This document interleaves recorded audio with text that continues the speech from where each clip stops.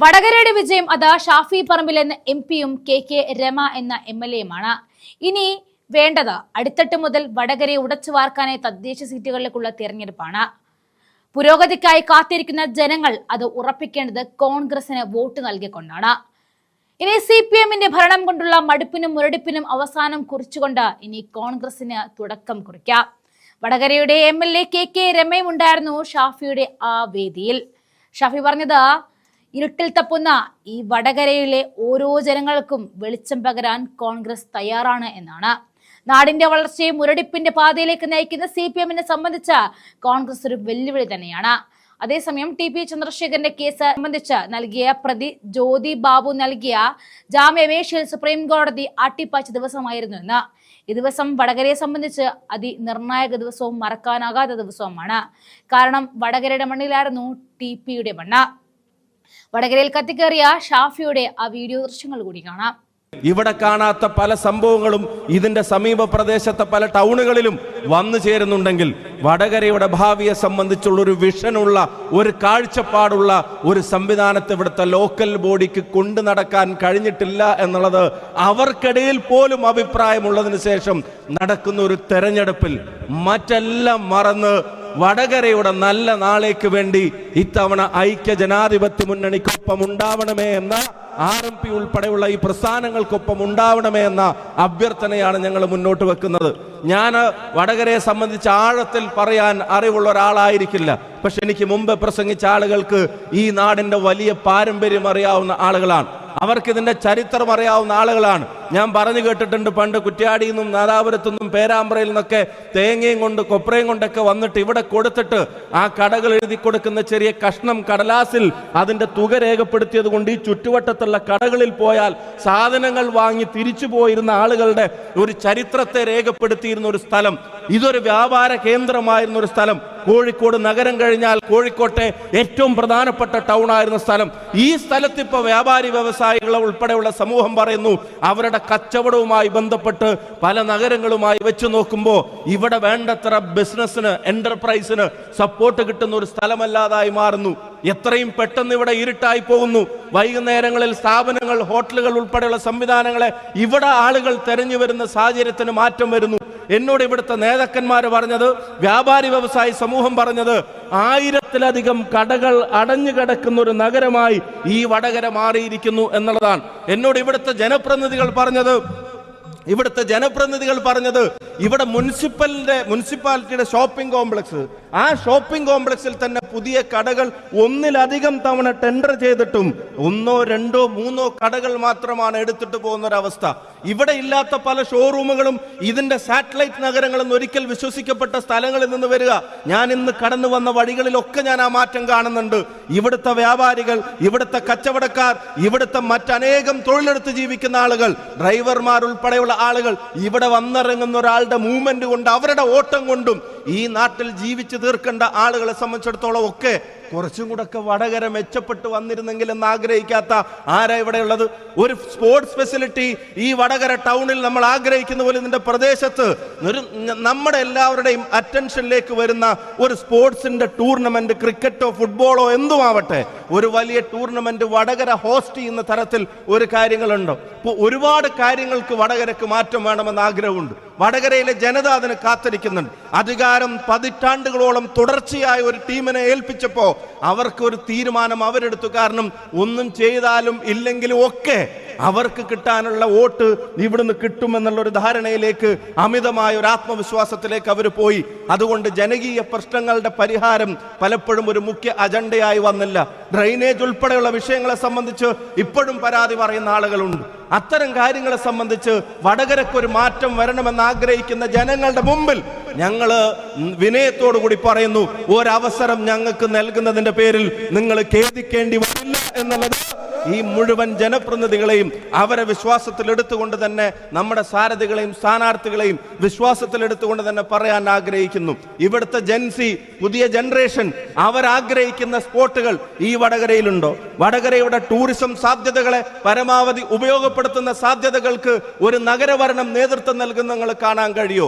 MLA-യും MP ഉൾപ്പെടെയുള്ള ആളുകൾ അതിനുവേണ്ടി നടത്തുന്ന ശ്രമങ്ങൾ, ഞാൻ പറയുന്നു വടകരയുടെ വികസന ചരിത്രത്തിലെ ഏറ്റവും നിർണായകമായ നാഴികക്കല്ലുകൾ എഴുതി ചേർത്ത ഒരു ജനപ്രതിനിധിയുടെ പേര് മുല്ലപ്പള്ളി രാമചന്ദ്രൻ എന്നുള്ളതാണെങ്കിൽ, ഇവിടെ ഈ വടകര നിയോജകമണ്ഡലത്തിലേക്ക് ഇപ്പോ വികസന കാര്യങ്ങളിൽ തീരദേശ മേഖല ഉൾപ്പെടെയുള്ള കാര്യങ്ങളിലേക്ക് തന്റെ കഠിനാധ്വാനം ഒരു ഗവൺമെന്റിന്റെ രാഷ്ട്രീയ അവഗണനയും മറികടന്ന് കാര്യങ്ങൾ ചെയ്യാൻ ശ്രമിക്കുന്ന ഒരു MLA-യുടെ പേര് KK രമ എന്നുള്ളതാണെങ്കിൽ, ഞാൻ വിനയത്തോടു കൂടി പറയുന്നു, ഈ നഗരത്തിന്റെ ആത്മാവ് അതിനെ ഉൾക്കൊള്ളാൻ, പൊളിറ്റിക്സിന് അപ്പുറത്തേക്ക് ഇതിനെ നാളുകളിലേക്ക് നയിക്കുന്ന ഒരു കാഴ്ചപ്പാടോടുകൂടി നയിക്കാൻ, വടകരയിലെ അടുത്ത ജനറേഷൻ അഭിമാനത്തോടെ സന്തോഷത്തോടെ ഇവിടെ വാഴാൻ, മടുപ്പോടെയല്ല മുരടിപ്പോടെയല്ല, മതിയായി എന്ന് പറഞ്ഞിട്ടല്ല, മടുത്തു എന്ന് പറഞ്ഞിട്ടല്ല, നാട് മാറുമെന്ന വിശ്വാസത്തോടെ നിങ്ങളൊരു തീരുമാനം എടുക്കാൻ ആഗ്രഹിക്കുന്നുവെങ്കിൽ ആ തീരുമാനത്തിനാണ് ഐക്യജനാധിപത്യ മുന്നണിയും UDF RMP നിങ്ങളുടെ മുമ്പിൽ ഈ സാരഥികൾ അവതരിപ്പിക്കുന്നത്. ഒരവസരം ഞങ്ങൾക്ക് തന്നു നോക്കുക. പതിറ്റാണ്ടുകൾ നിങ്ങൾ കാത്തിരുന്നു. ഞാൻ ഒരു കാര്യം ചോദിക്കാൻ ആഗ്രഹിക്കുന്നു. ഇവിടെ ഈ ഹൈവേക്ക് അപ്പുറത്തേക്ക് ഒരു കെട്ടിടം, ആ കെട്ടിടം അങ്ങനെ നിൽക്കാൻ തുടങ്ങിയിട്ട് എത്രയായി? ഹോളിഡേ മാൾ എന്ന് പേരിട്ടത് ഇത്ര അന്വർത്ഥമാകുമെന്ന പേരിട്ടവർ പോലും വിചാരിച്ചു കാണില്ല. എക്കാലത്തും അതിന് ഹോളിഡേ ആണ്, അതിന് ഒരു പ്രവൃത്തി ദിവസമല്ല, അതിന് അവധി മാത്രമാണ്. സർക്കാരിന്റെ ജനങ്ങളുടെ നികുതി പണം കൊണ്ട് BOT ഉൾപ്പെടെയുള്ള സംവിധാനങ്ങളൊക്കെ കൊണ്ടുവന്ന് കൊടുക്കാമെന്ന് പറഞ്ഞു തുടങ്ങിയ ആ സ്ഥാപനം അത് എവിടെ എത്തി നിൽക്കുന്നുവെന്ന് നിങ്ങൾ ആലോചിച്ച് നോക്കുക. ഇവിടുത്തെ മറ്റ് ഫെസിലിറ്റീസിനെ സംബന്ധിച്ച് നിങ്ങൾ ആലോചിച്ച് നോക്കുക. ഒരു അറവുശാലയെ സംബന്ധിച്ച്, ഒരു ശ്മശാനത്തെ സംബന്ധിച്ച്, ഡ്രെയിനേജിനെ സംബന്ധിച്ച്, ബേസിക് ആയിട്ടുള്ള കാര്യങ്ങളെ സംബന്ധിച്ച്, വെളിച്ചത്തെ സംബന്ധിച്ച് പോലും ഇപ്പോഴും പരാതി പറയേണ്ട ഒരു അവസ്ഥ നഗരഭരണവുമായി ബന്ധപ്പെട്ട് വടകരയിൽ ഉണ്ടാകുമ്പോൾ അതിനൊരു മാറ്റം വരണമെന്ന് ആഗ്രഹിക്കുന്നവരുടെ പട്ടികയിൽ പ്രിയപ്പെട്ട പാറക്കൽ ഇവിടെ സൂചിപ്പിച്ചതുപോലെ കോൺഗ്രസ്സുകാരോ ലീഗുകാരോ RMPക്കാരോ നിഷ്പക്ഷരോ മാത്രമല്ല, നാട് നന്നാവണമെന്ന് ആഗ്രഹിക്കുന്ന ഒരു സാധാരണ സഖാവിന്റെ തീരുമാനവും ഇത്തവണ നമുക്ക് അനുകൂലമാവട്ടെ എന്നുള്ളതാണ് നാടിനു വേണ്ടി അത് ആഗ്രഹിക്കുന്നവരുടെ മുമ്പിലുള്ള ഒരു പ്രധാനപ്പെട്ട ആഗ്രഹം. അതുകൊണ്ട് അത് ഏറ്റെടുത്ത് നമുക്കൊരു ശ്രമം നടത്തി നോക്കാം. ജനങ്ങളാണ് തീരുമാനമെടുക്കേണ്ടത്. നമുക്ക് അതിനുവേണ്ടി പ്രവർത്തിക്കാം, നമുക്ക് അതിനുവേണ്ടി കാര്യങ്ങൾ അവരോട് പറയാം. എന്നിട്ട് അവര് നിഷ്പക്ഷമായ തീരുമാനങ്ങൾ എടുക്കുകയാണെങ്കിൽ ഒരവസരം, ഒരു വാർഡിൽ നമുക്ക് നൽകുന്ന ഒരു വോട്ടും അവർ നമുക്ക് നൽകിയത് പാഴായി പോകില്ല എന്നുള്ളത് നമുക്ക് ഉറപ്പിച്ചു പറയാം. നിങ്ങൾക്ക് ഒരു പുതിയ വടകരയെ സമ്മാനിക്കാൻ ഈ സാരഥികൾക്ക് കഴിയും. നിങ്ങൾ ആഗ്രഹിക്കുന്ന തരത്തിലുള്ള ഒരു പുതിയ വടകരയെ സമ്മാനിക്കാൻ ഈ സാരഥികൾക്ക് കഴിയും. സുഹൃത്തുക്കളും ഒന്നിച്ച് വൈകുന്നേരം ഒന്ന് സന്തോഷത്തോടെ കുറച്ച് സമയം ചെലവഴിക്കാൻ വേറെ ഇടം തെരഞ്ഞു പോകേണ്ടി വരുന്ന ഒരു വടകരയല്ല. കുടുംബം ഒന്ന് സമയം വൈകുന്നേരങ്ങളിൽ ചെലവഴിക്കാൻ എവിടെ ഇടം കിട്ടുമെന്ന് ആലോചിച്ച് അതിന്റെ സ്ഥലം അന്വേഷിച്ച് നടക്കേണ്ട വടകരയല്ല. ഞാൻ നേരത്തെ പറഞ്ഞ കാര്യങ്ങൾ, സ്പോർട്സ് ഉൾപ്പെടെയുള്ള ഫെസിലിറ്റീസ്, അതിന്റെ ഒരു വലിയ രീതിയിലുള്ള ഒരു ചാമ്പ്യൻഷിപ്പും ടൂർണമെന്റും കാണാൻ ഈ അങ്ങാടിയിൽ നിന്ന് മറ്റെവിടെയെങ്കിലും പോയാലേ സാധ്യമാവുകയുള്ളൂ എന്ന് കരുതേണ്ടി വരുന്ന ഒരു വടകരയല്ല. മറിച്ച് അതിനൊക്കെയുള്ള സാധ്യതകളെ ഇവിടെ തന്നെ ഉപയോഗപ്പെടുത്തുന്ന ഒരു വടകര. വടകരയുടെ പ്രതാപം പൂർണ്ണമായി വീണ്ടെടുക്കാൻ കഴിയാവുന്ന തരത്തിൽ വടകര ചരിത്രത്തിൽ രേഖപ്പെടുത്തിയിട്ടുള്ള അതിന്റെ നേട്ടങ്ങളുടെ പട്ടിക അതിങ്ങനെ പിന്നെ നരച്ചു പോകുന്ന തരത്തിലേക്ക് മാറുമ്പോൾ അതിനൊരു പുതിയ ഊർജം കൊടുക്കാൻ, ഒന്ന്, ജനങ്ങളെ കേൾക്കുന്ന ഒരു ഭരണസമിതി ഇവിടെ ഉണ്ടാകും. രണ്ട്, ഞാൻ ഉറപ്പിച്ചു പറയുന്നു, വ്യാപാരികളെ ശത്രുവായി കാണുന്ന ഭരണസമിതിയല്ല. അവര് കച്ചവടം നടത്തേണ്ടത്, അവര് കച്ചവടം നടത്തി ജീവിക്കേണ്ടത്, അവർക്ക് കച്ചവടം ഉണ്ടാവേണ്ടത്, അവിടെ തൊഴിലുണ്ടാവേണ്ടത്, അതൊക്കെ നാടിന്റെ വളർച്ചയുടെ പ്രധാനപ്പെട്ട ഘടകമാണ് എന്ന് പറയുന്ന തരത്തിലേക്ക് ഇവിടുത്തെ ഹോട്ടലുകൾ ഉൾപ്പെടെയുള്ള സ്ഥാപനങ്ങൾ പൂട്ടിക്കാൻ കാത്തുകെട്ടി നിൽക്കുന്ന ഒരു നഗരസഭയല്ല. നേരെ മറിച്ച് സ്ഥാപനങ്ങൾ പുതിയത് വരട്ടെന്ന് ആഗ്രഹിച്ച് നിയമപരമായി പ്രവർത്തിക്കുന്നവർക്ക് പരമാവധി സഹായം കൊടുത്ത്, പിന്തുണ കൊടുത്ത് അതിനെ മുന്നോട്ട് കൊണ്ടുവരാൻ കഴിയാവുന്ന തരത്തിൽ ഇല്ലായ്മകളും പോരായ്മകളും പരസ്പരം ചർച്ച ചെയ്ത് ഇവിടെ ഇനി എന്നാണാവോ നേരാവുക എന്നുള്ള നിരാശയിലേക്ക് പോകുന്ന തരത്തിലേക്കല്ല. നേരെ മറിച്ച് വലിയ സ്വപ്നങ്ങൾ കാണാനും അതിനുവേണ്ടി പ്രവർത്തിക്കാനുള്ള ജനങ്ങളുടെ പ്രതിനിധികളുടെ പ്രവർത്തനങ്ങളെ ജനങ്ങളുമായി ചേർന്ന്, ഞാൻ പറഞ്ഞു, വടകര നഗരസഭയിൽ നിങ്ങൾ UDF-ന് നൽകുന്ന ഒരു കൗൺസിലറും ഒരു വോട്ടും ഒരു പക്ഷേ അതിനപ്പുറത്തേക്കും നിങ്ങളൊരു അവസരം നൽകുകയാണെങ്കിൽ അത് നിങ്ങളുടെ ശബ്ദത്തെ നടപടികളിലൂടെ ഉറപ്പാക്കാൻ കഴിയാവുന്ന ഒരു സംവിധാനമാക്കി നമ്മൾ മാറ്റും.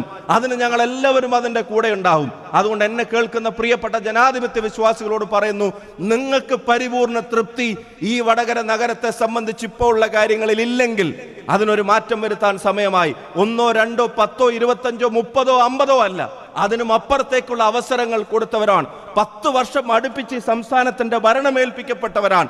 10 വർഷത്തിലധികമായി കേന്ദ്രത്തിന്റെ ഭരണം പോലും ഈ പറയുന്ന BJP ഉൾപ്പെടെയുള്ള സംവിധാനങ്ങൾക്ക് ലഭിച്ചവരാണ്. അവരാരും വടകരയെ പരിഗണിക്കാതിരിക്കുമ്പോൾ ഒരവസരം ഞങ്ങൾക്ക് നൽകണമേ എന്ന് വിനീതമായിട്ട് അഭ്യർത്ഥിക്കുന്നു. ഈ ദേശീയവാദം ഉൾപ്പെടെയുള്ള കാര്യങ്ങളിലെ വിഷയങ്ങൾ ഞാനിവിടെ പരിപാടിയെ സംബന്ധിച്ച് ചോദിക്കുമ്പോൾ മുല്ലപ്പള്ളി സാറിന്റെ പ്രസംഗം ഞാൻ ഫോണിൽ കേൾക്കുകയായിരുന്നു.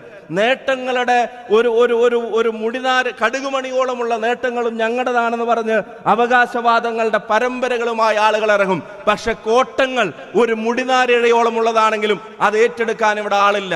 ഈ രാജ്യം ഭരിക്കുന്ന സർക്കാരിനോടും സംസ്ഥാനം ഭരിക്കുന്ന സർക്കാരിനോടും ഈ ദേശീയവാദവുമായി ബന്ധപ്പെട്ട വിഷയങ്ങൾ പാർലമെന്റിനകത്തും പുറത്തും നിരന്തരം ഉന്നയിക്കുന്ന ഒരാളാണ് ഞാൻ. കോടിക്കണക്കിന് രൂപ അദാനി കമ്പനിക്ക് കൊടുത്ത് അവർ നടത്തുന്ന ഒരു സബ് കോൺട്രാക്റ്റിൽ ആ കോടികളിൽ നിന്ന് 10-40% അതിലധികമോ കുറച്ചിട്ട് ഒരു സബ് കോൺട്രാക്ട് കൊടുത്തിട്ട് ജനങ്ങളെ വെല്ലുവിളിക്കുന്ന തരത്തിലുള്ള സംവിധാനങ്ങളുമായി അവർ പോകുമ്പോൾ അതും MP എന്ന നിലയിൽ തന്നെ ഞാൻ പറയുന്നു, അതിന് പരിഹാരം ഉണ്ടാക്കാനുള്ള പോരാട്ടത്തിലും നമ്മൾ ഉണ്ടാകും.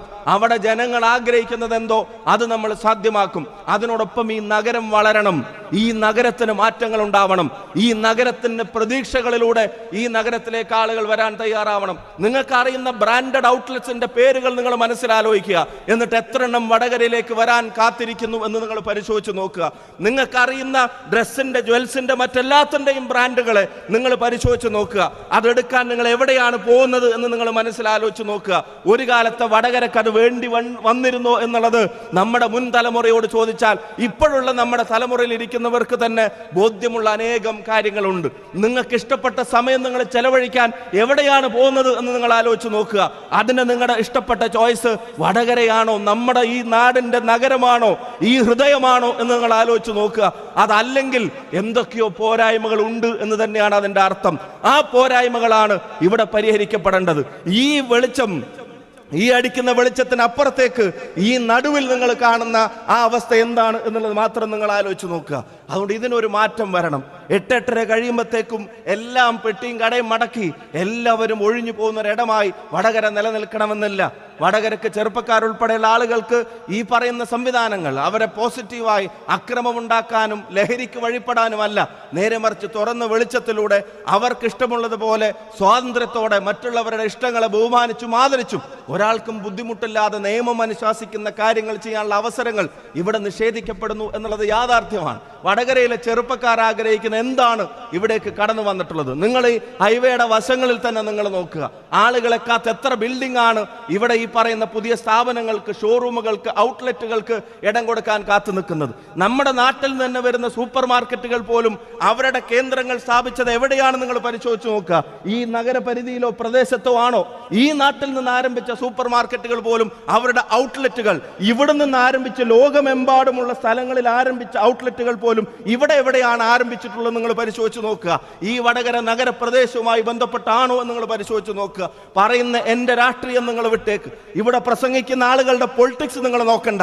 പക്ഷെ വടകരയുടെ ഭാവി അത് നിങ്ങളുടെ കയ്യിൽ തന്നെയാണ്. വടകരയുടെ ഫ്യൂച്ചർ, അതിന്റെ ഉത്തരവാദിത്വം, അതിന്റെ റെസ്പോൺസിബിലിറ്റി അത് ഏൽപ്പിക്കേണ്ട ജനപ്രതിനിധികളെ തെരഞ്ഞെടുക്കാനുള്ള റൈറ്റ് അത് ജനങ്ങൾക്ക് തന്നെയാണെങ്കിൽ നല്ല ഭാവിക്ക് വേണ്ടി ഒരു തീരുമാനം നിങ്ങൾ ഇത്തവണ എടുക്കണമെന്നുള്ള അഭ്യർത്ഥനയാണ് ഇവിടെ നിങ്ങളുടെ മുമ്പിൽ വെക്കാൻ ആഗ്രഹിക്കുന്നത്.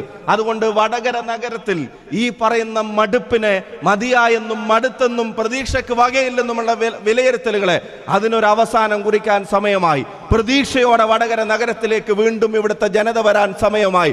കുട്ടികൾ ഇവിടെ വളരാൻ സമയമായി. അവരുടെ ഭാവി ഇവിടെ തന്നെയാക്കാൻ സമയമായി. ആ സമയമായ പ്രവർത്തനങ്ങളുടെ തുടക്കം കുറിക്കാൻ നിങ്ങളോട് ചോദിക്കുന്ന ഒരു അവസരം വോട്ടായി മാറ്റണമെന്ന് ഞങ്ങൾ ആഗ്രഹിക്കുമ്പോൾ